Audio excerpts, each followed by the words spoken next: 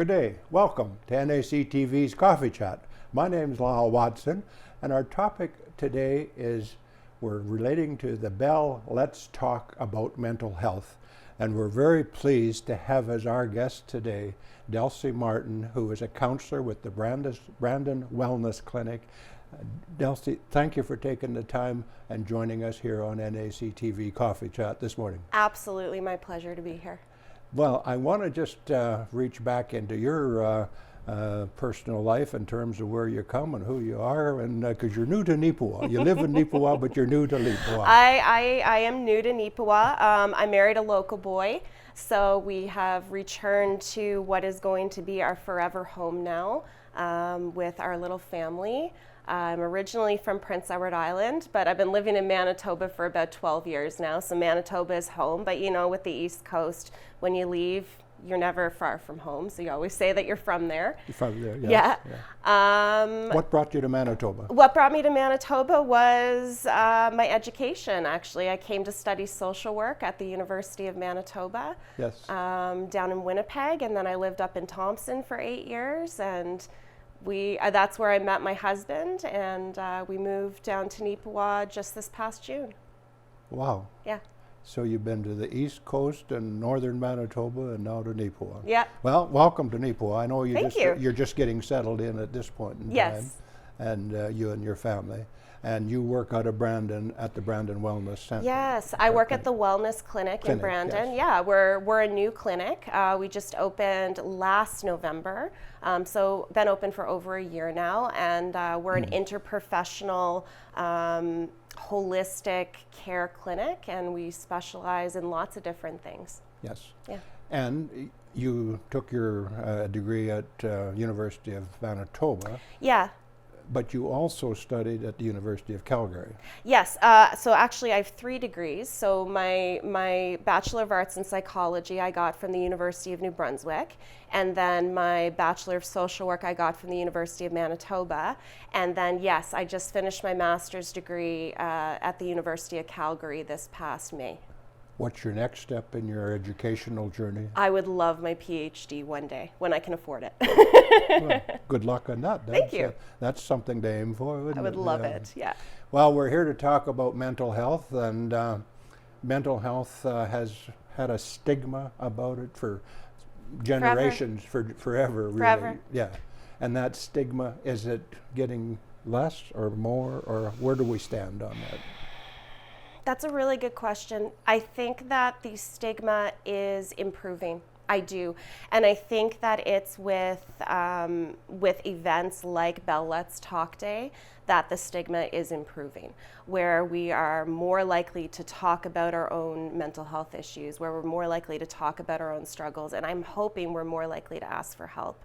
And I know that I'm definitely seeing this in the younger generation now, where the younger generation are very much embracing mental health as a very natural and normal part of being human. Do you have any, are you aware of any statistics that would give us a comparison of the number of mental health issues or people, younger generation affected, compared to my generation, for example? And I'm a baby boomer. So yeah, absolutely. I was started the baby boomers. Yeah.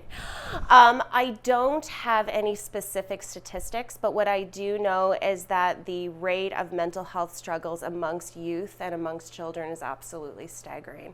Yes. Not to say that there isn't mental health issues amongst your generation as well.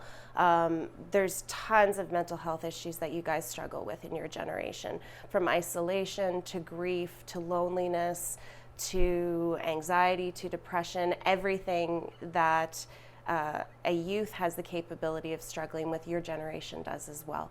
Yes. Well, and the younger generation today, they're faced with many different types of challenges than we were. And what are some of those challenges that they're facing? This world right now, it's absolutely staggering the amount of pain that people are feeling. Pain from an economy that is absolutely failing us, to a healthcare system that's broken, to a mental health care system that's broken, to war, to hate, and I'm not saying the positivity isn't there. It absolutely is there, but our youth are having to deal with adult problems very early on in life now, and because of social media, because of how easy it is to have access to knowing what other people are dealing with, this stuff isn't hidden anymore, which is twofold. It's a great thing that this stuff isn't hidden because we're able to talk about it and we're able to normalize it. But with our youth, if we don't have somebody who's able to have a very open, honest, and mature conversation with them about it, it can also seem very scary. You mentioned the word pain. How do you compare the pain of mental health to a broken arm? The pain of mental health to the pain of a broken arm is the same thing. It's just felt differently. Mental health, what comes with anxiety, what comes with depression, what comes with all of these issues is a sense of pain. It is a sense of needing a way out. It's a sense of needing help, in the exact same way that if you had a broken arm, if you had a stroke and needed to have rehabilitation, it's no different. No different. It's no different. In terms of today's youth and thinking about technology, Delsie, is technology and the iPhone, smartphones, and the fact they're always on their phone, compared to my time where I was out doing the chores and playing hockey and ball, and I was outside. Yeah. I was part and connected to Mother Nature and Earth. Yes. Have we lost that somewhat? I think that we have lost our connection to Mother Nature and Earth very much.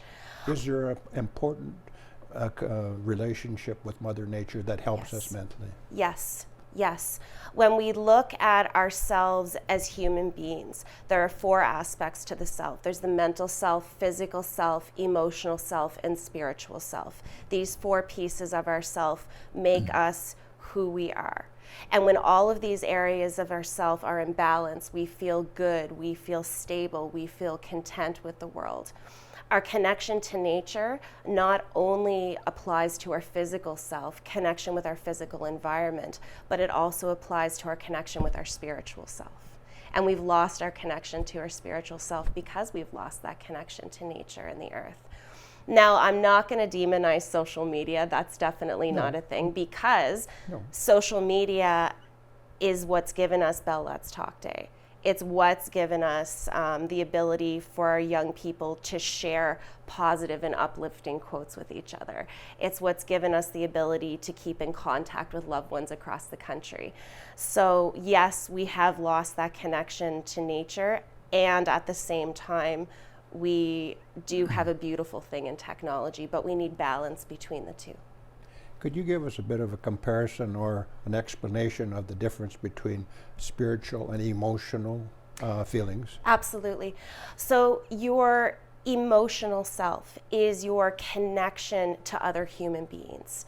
It is your it's your deep emotional connections. It's your real conversations. It's also your connection to your pets and your animals also, by the way.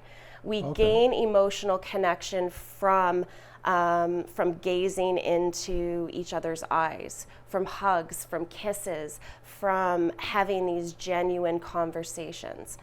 Our spiritual self absolutely connects to our emotional self, but what we have to remember about our spiritual self is that spirit does not always equal religion. Having a religious practice is absolutely spirituality, but not everybody identifies with that. Yes. So spirituality is more about your connection to nature, to the land, to a higher power, to something deep within yourself. Very interesting, and I'll have a little chat about that. That's for another day. I was going to say, in terms of, you were saying our emotional feeling is our connection with our family, friends, and other human beings. And other human beings. Does there come a point in time for our mental well-being, Delsie, that we have to set boundaries? Yes. How Could you just talk about that for a minute, please? Boundary setting is one of the hardest things I think that we have to do as humans. It's definitely in my practice as a therapist, boundary setting is something that I see most clients struggle with. And in fact, it's something that I struggle with too. Boundary setting is very hard. And it's very hard because at our nature, we tend to be people pleasers, where we want to do what others, we don't want to hurt other people. I believe that people at their core are inherently good, and I don't think we want to hurt others. And we feel that when we put boundaries in place, we hurt others. But in fact, putting boundaries in place is an absolutely essential part to protecting our mental health and protecting ourselves from things like burnout. Okay.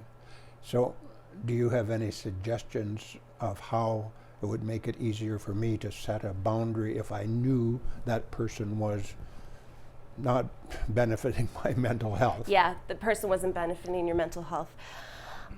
The biggest thing is knowing what your boundary is in the first place, having a really good think about what you need to put in place, and thinking about how can I let this person know what my boundary is in the kindest and most respectful way possible. And then the biggest thing is when you set that boundary in place, sticking to it and reminding that individual, no, this is my boundary. This is what I put in place. I'm sorry that you're feeling that way, but I need to do this for myself. So you tell that person why you're setting that boundary. Yes. Now, in the case where that person may respectfully change their thinking and kind of respect your thinking, there's always time to bring that friendship back together and remove that boundary. Absolutely there is. And a true friend, somebody who is truly in your corner, is going to understand why you're putting the boundary in place and is going to respect the fact that you have boundaries. Just like you should respect the fact that other people in your life have boundaries. Yes. And that you don't know truly what is going on in somebody else's life, and you don't understand the reason why they're setting those boundaries in the first place. You just made a point about we don't know what's going on in other people's life. No. At what point in time when we meet a new person do we think about that, or how do we find out, or how do we communicate to find out what is going on in that person's life? We can communicate.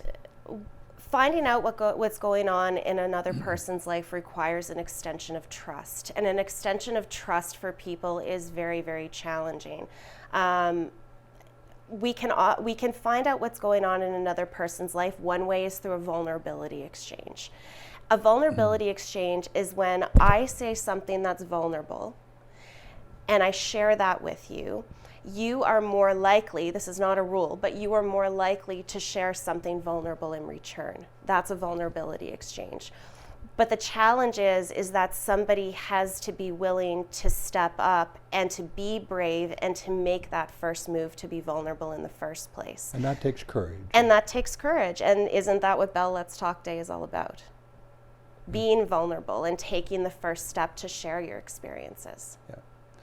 Okay, so you are a mother of how many children again? I'm a mother of 2 little, amazing, crazy kiddos, 3.5 and 1.5. At what point, Delsie, do you start talking about mental health with your children? From the start. From the start. My daughter is a toddler right now, and when she has a big feeling, I will go up to her and I will say, oh, you're feeling sad right now. I name the emotion, I identify the emotion, and I say, it's okay to feel sad, because every emotion that we feel is valid because we are feeling it. It's okay to feel sad. Tell me why you're feeling sad. And I invite her to share with me why she's feeling sad, and I sit and I listen. And now she's actually to the point where she'll come up to me, Mommy, I feel sad. Oh, you feel sad? It's okay to feel sad. Tell me why you feel sad. You start with them from the time they're toddlers, from the beginning.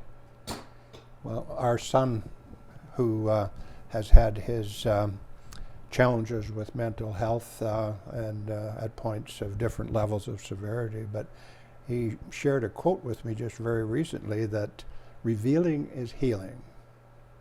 Revealing is healing. Now, if we learn to open up and talk at a younger age, does that, the benefit is there? And does it last forever throughout our lives? We have to practice it, but yes, it does last forever, because when we are kiddos, the way we are parented sets the groundwork and the framework for how our brains develop and how these neurons connect. And it sets our core beliefs for how we feel about mental health, whether we feel it's normal, whether we feel it's acceptable to talk about it. And then when we set that foundation for our kiddos, we have to practice it throughout our lives in order to keep it up. The word gratitude comes up numerous times in discussions about mental health. What's your take on gratitude and the benefits of gratitude, if there are, to our mental well-being? Absolutely.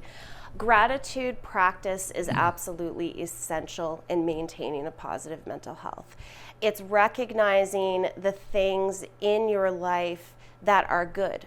Because when we are going through our mental health struggles, say for example, we are in a moment of depression, our brains will be colored with a darkness, and our brains will only selectively pick out the things in our life that are bad and aren't good. So by practicing gratitude, we can help to change the way we're thinking and come out of that darkness to notice the good things in our life. But we have to be cautious with gratitude, because there's a concept called toxic gratitude. What toxic gratitude is, it's when you say to yourself, I am grateful for things A, B, and C, therefore I don't deserve to have the emotions I have. It's the idea of, well, you have so many great things in your life, why are you feeling this way? Just be happy. No. In reality, it's both of these things. It's that I have these very real, very valid emotions, and I have things in my life that I'm grateful for. It's both of these things, not either or. So you have to balance them. You have to balance. Everything's about balance. That brings me back to Mother Nature, because she shows us a balance, I believe. She sure does. And I just want to share this little story, and it just happened as recently as last week. There again, I've known this person for many years. Never knew that he had a problem as a youngster. And I don't know how and why, but all of a sudden we were having a coffee break out at the Subway here in Neepawa. And out of the clear blue, he opened up, and he informed me that he spent 3 years of his life on a Chesterfield, trying to sort out what his next step was. Yeah. So I eventually, listening to his story, and I could tell that it was sincere, and he had my trust. He had developed my trust to share it with me, which made me feel amazing. Good. So I said to him, I said, well, what was the factor that brought you off the Chesterfield and back to starting towards a normal life? And he said, well, I thought about the things that I enjoyed when I was a child. Horses were the one. And he got off the Chesterfield, and he went and he bought 3 horses. Ah, I love that. And he said he could not explain to me what those horses brought and the bond that happened between those 3 horses. And this gentleman's in his 80s at this point in time, and he still has 3 horses in his. Oh, that's amazing. You know what, equine therapy is a very real and very emerging field in mental health, and it's awesome. So if there was something that we could suggest to our viewers in terms of connecting with Mother Nature and Mother Earth, do you have any special ways or suggestions as how we can get a better feeling a bond? Yeah, a better feeling or a bond comes from using mindfulness. And mindfulness is not meditation. It's not clearing your mind of all thoughts. That's ridiculous. What mindfulness is mindfulness is about coming out of your head and back to the here and the now, being very intentional in experiencing life. So what that would look like on a walk is you're going outside. Hopefully it's not -40, because I ain't going in -40, I'm sorry. You're going outside for a walk and you're stepping on the ground and you're noticing the feel of your shoes in the snow. Yeah. And then you are lifting your head and you're looking around and you're noticing every color of the tree on the trees. You're noticing the different levels that the snow is sitting at. You're listening and you're hearing for birds and you're hearing for crackles in the woods. And you're just mindfully taking your attention back to what you're doing. And you may only stay mindfully in that moment for a few minutes, because most of us can't sustain attention for that long, especially if you have ADHD like myself. Yeah, exactly. But even just a small amount of sustained attention on this, your mind will wander, you draw it back. Your mind will wander and you draw it back. That is how you mindfully experience nature. And it's beautiful, unless it's -40. Yeah. Yeah. Yeah. The other thing that has been brought to my attention and experienced it myself and in my down days mentally is breathing. How important is breathing and different elements of our breath or different ways of breathing? Does it have an effect on our mental health? We are always attached to our breath. Our breath is the one thing that is always with us. And when we look at the reasons for things like depression and like anxiety, it comes down to biology.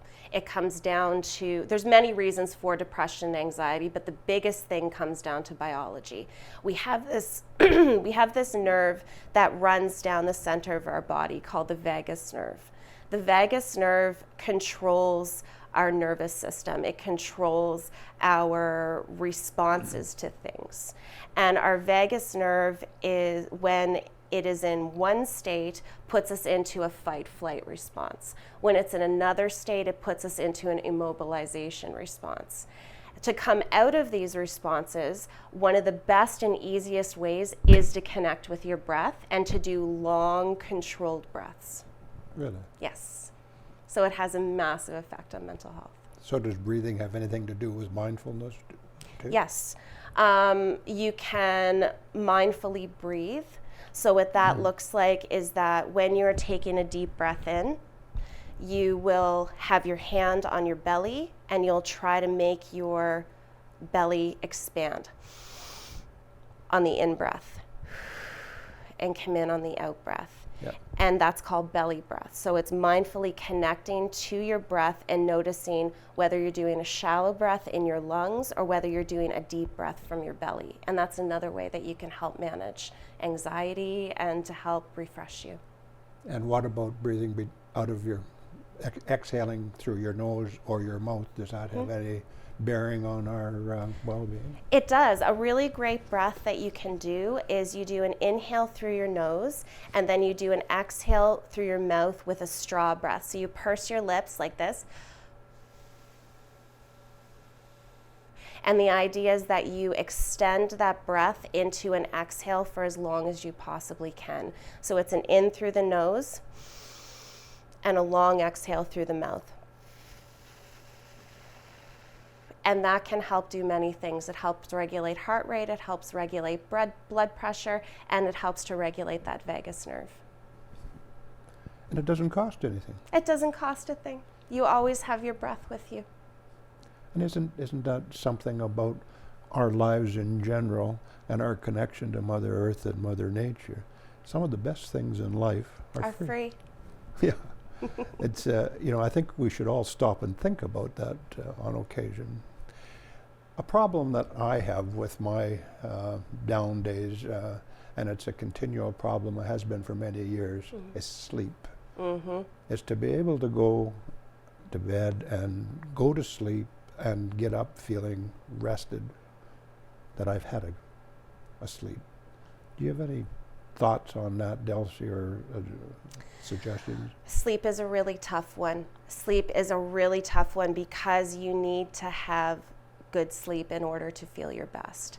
And it depends on a lot of the reasons why you're having trouble falling asleep. If you have a racing brain before you fall asleep, some easy tips are to do some breathing exercises, to listen to a meditation or a sleep music track on your phone.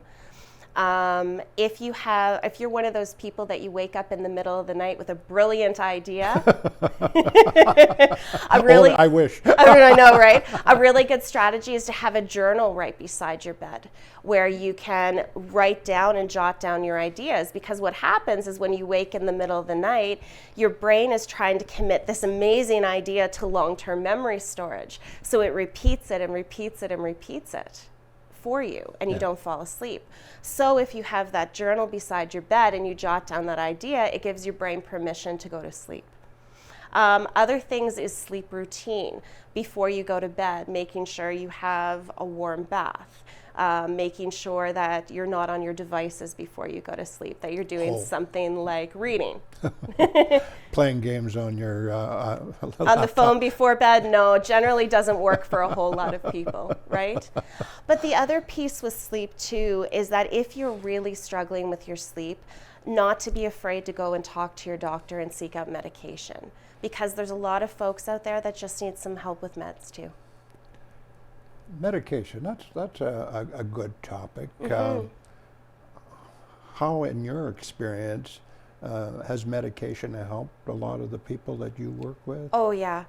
When we look at the best treatment for mental health issues, you take a dual focus. On one hand, you have counseling and therapy paired with medication. The two together are more effective than either of them alone. Interesting. Yes. I was always of the opinion that medication was certainly secondary to anything else, but it's not necessarily secondary. No, not at all. It's just as important as therapy, and in fact, the two of them working together are so much more effective than each on their own, and that we do know from studies. What are some of the other areas of your work and situations with people that have mental health issues that come to light on a daily basis in your profession? In my profession and practice, I'm seeing a lot of anxiety, lots of anxiety. I work with a large proportion of women, so I see a lot of postpartum depression. My big one that I'm seeing now is ADHD. A lot of ADHD seeking, a lot of folks with ADHD seeking help and seeking diagnosis. I also work with couples as well. Yeah, so I have a very wide practice. Is ADHD a recognized mental health issue now? Yes, it is. You know, that hasn't been the case for all that long, has it? ADHD has been around for a long time. We have seen cases of ADHD back to the 1900s. It was just called a different name. Way back when, likely in your day and even in my parents' day, ADHD was a diagnosis that was given to hyperactive little boys. But now we know that there's many different presentations of ADHD, and in fact we're seeing a lot more women, adult women in particular, being diagnosed late in life because their diagnosis was missed as a child, which was my case. Yeah. We had a grandson diagnosed with that in his school years, and he was shunned at school, that wasn't that many years ago. Mm-hmm. And the teachers didn't know how to deal with it effectively at that point either, and I don't know if there's an effective way to deal with it. Yeah. But finally he got discouraged with school and took his grade 11 and left, and he just took off and joined the Navy. And he signed up for marine engineering. Wow. And he's completed it, and he's been in the Navy for about 12 years, but he has his red seal in marine engineering. But and asking him what he thought, why he was able to do well in that particular field. Mm-hmm. and he indicated that because it was structured, Yes. you know, and the whole life, the military life, was structured, and he could relate to that. Have you had ever any experience in that?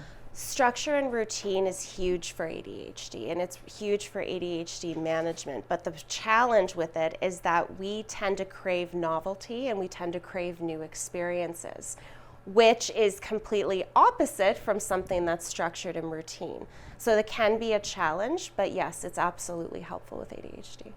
It is good. Well, it's certainly we can see the benefits in our grandson because Huge of it, benefits. and he tells me that's the reason. Yeah. He feels that Yeah, that's the reason. for sure. Yeah. Many years ago, and I guess maybe still is, fibromyalgia. Yes. Have you ever heard of that? Yes. Fibromyalgia. My dad actually has it. Yes, and a best friend of mine has it as well. It's something I'm intimately familiar with, and folks who live with fibromyalgia, the pain that they experience on a daily basis is absolutely mind-blowing. And mental health issues, of course, go hand in hand with it. So fibromyalgia just isn't a file where doctors, if they can't diagnose They can't something diagnose else, your pain. they put you in the fibromyalgia file. No. Fibromyalgia is absolutely unknown or unexplained pain, but it is absolutely a real condition and a real illness, and it's life-changing for some. Yeah, but it can affect the body in so many ways. Yes. Like Yep. not only mentally but physically too. All physically and all mentally. So knocks the whole system out of balance. Sure does. Wow. What are some of the other areas that you deal with on a daily basis, Delsie?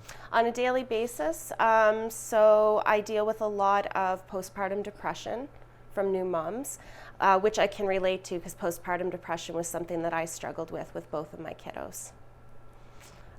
So I quite enjoy working with postpartum moms because I'm able to tell them the things that I wish I had have been told at the time. Yep. Yeah. So you can share your experience with your clients too, then. Yeah. Absolutely, I can, which is part of talking about it.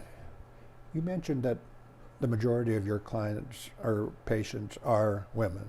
Yes, I do have a number of men on my caseload, but yes, the majority are women. So what about us men? Where does that leave us? Are we still hiding in the bush and not talking about our issues? Yeah, I think men are getting a lot better about talking about their issues. I think that the stigma is slowly breaking as we raise our young boys to be more in tune with their emotions and to talk about it more. Our younger men, I think we will see seeking out counseling. But yes, there is a huge stigma that men should hide their emotions, that they should be tough. Yes, yeah. When in reality, toughness and bravery is about talking about your emotions and is about addressing your emotions. Yeah. This toughness bit is starting to kind of take a second seat a little bit, I think. Recently, over the last few years, an organization called Men's Shed started here in Nipawin. And again, like every organization, there's a challenge to get men to come out. Yes. Would you have any suggestions to our male viewers to think about, whatever the activity they may like, but I'm talking about Men's Shed in this case, to come out and just, and it's one of the reasons it was started in Australia many years ago was because of mental well-being. Men's Shed is a fantastic program. I've been watching them close and I absolutely love what they're doing in town.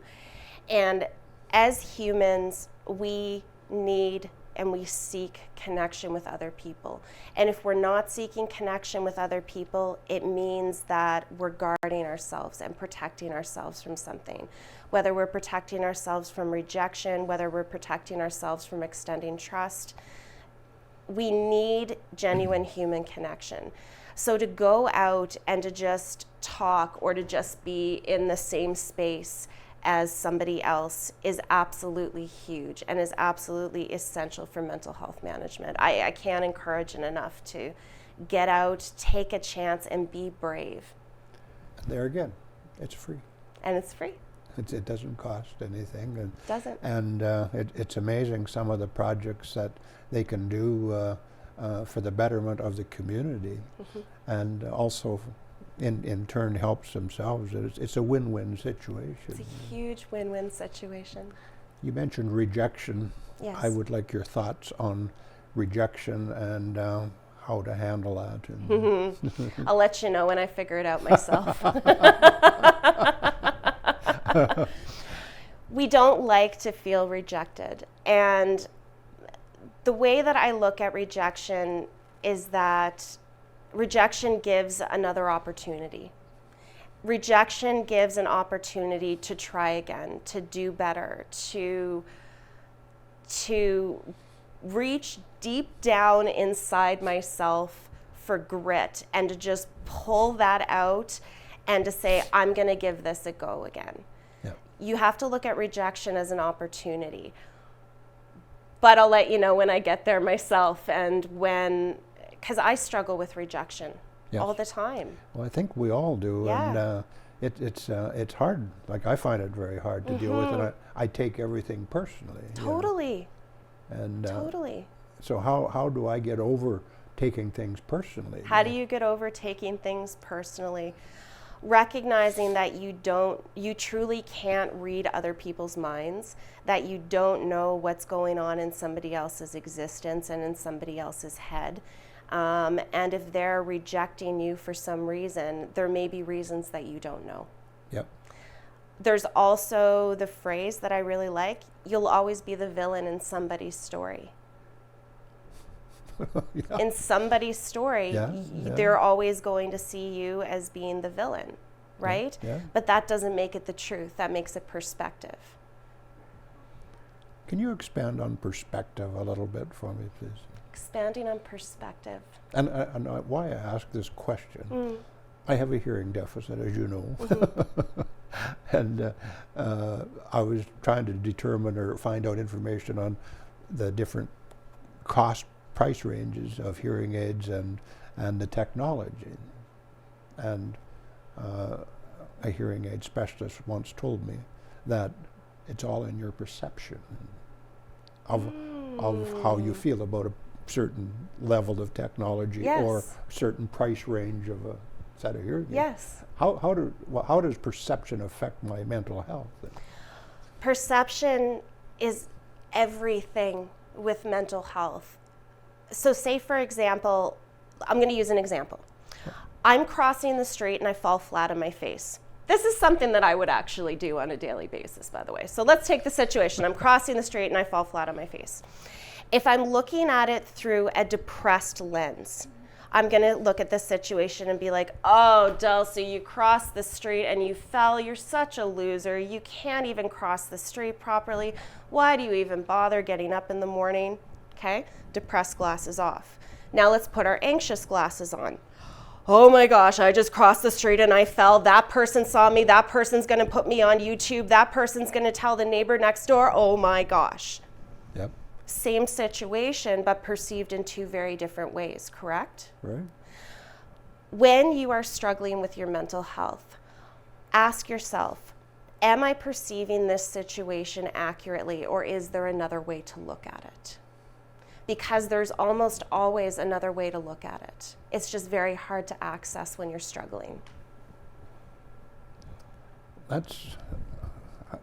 So you're saying there's a number, many different ways of looking at things. So we have to become aware of that. Yes, that's the first step. Okay, so maybe we've done that today. I hope so. If we've made or brought some awareness to our viewers about perception and some of the other things we talked about, that would be mission accomplished. That would be mission accomplished. That would be a great goal. Well, as usual, Delsie, our time slips away quite quickly, and I think we could probably, was there any other areas of mental health and well-being that you deal with on a regular basis? The other area of mental health and well-being that I deal with regularly is couples work.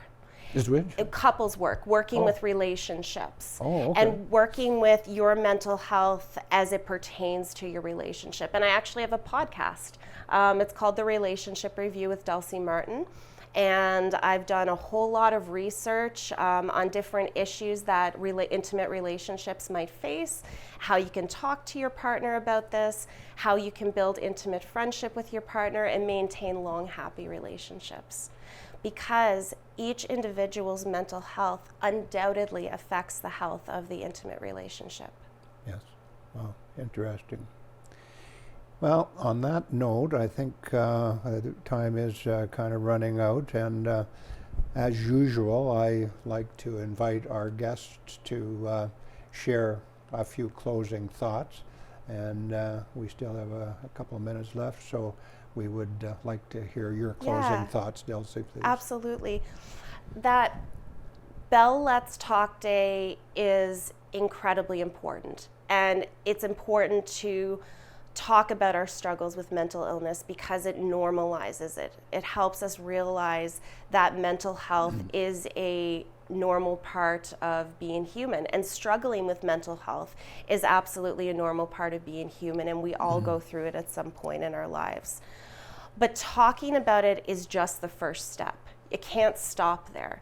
You can't just talk about it and then do nothing about it. Talk about it, then do something about it. Seek out help. Seek out connection. Go to counseling. Go to your doctor and talk about medications. Get some self-help books. Don't just stop at talking about it. Take action. And if any of our viewers would like to contact you, Delsie, could you tell us how to do that? Absolutely. I can be found at the Wellness Clinic in Brandon. You can go online, www.wellnessclinicbrandon.ca, or you can phone the clinic at, I can't remember the phone number off the top of my head. But if you look, our phone number is online. Yeah. And I can be reached there. You have a website. Yes, Wellness Clinic Brandon. We have a website there, and if you want to come see me for a counseling session in Brandon, I'd love to have you. Do you do any counseling in Nipawa? I don't do any counseling in Nipawa right now. My client base is mostly in Brandon and surrounding areas too. In surrounding areas, yeah. Well, thank you for sharing that with us. And I just had a thought, being that you were born and raised in Prince Edward Island and have lived in Manitoba for quite a number of years. Do you notice that we grow potatoes here too? You do grow potatoes here, but I don't know if they quite reach the standards of the PEI potato. Is that because of the red soil? Or? Yeah, it's because of the red, sorry, Carberry. Well, on that note, I think we will close our program today. And again, Delsie, thank you very much. It was my pleasure. And it was our honor to have you with us. and maybe someday we'll have a talk on further talking about mental health. Yep, okay? Anytime. Well, thank you to our guest, Delsie Martin, and she does live in Nipawa with her husband and family, and I'm sure you'll see her on the street. And for those that and stop and talk to me when you see me on the street. I love it. Come say hi. Well, that's a good plan. And for our viewers across the province and across the country, if you want to connect with Delsie, she has a website, and through the Brandon Wellness Clinic, she's available for discussion there too. So if any of our viewers would like to talk to Delsie, just give her a call, and she's open to talk about mental health issues and other issues too. Okay? Well, thank you for joining us, and we hope that you enjoyed our program today. Until next time, stay happy and stay healthy. My name's Lyle Watson. Take care.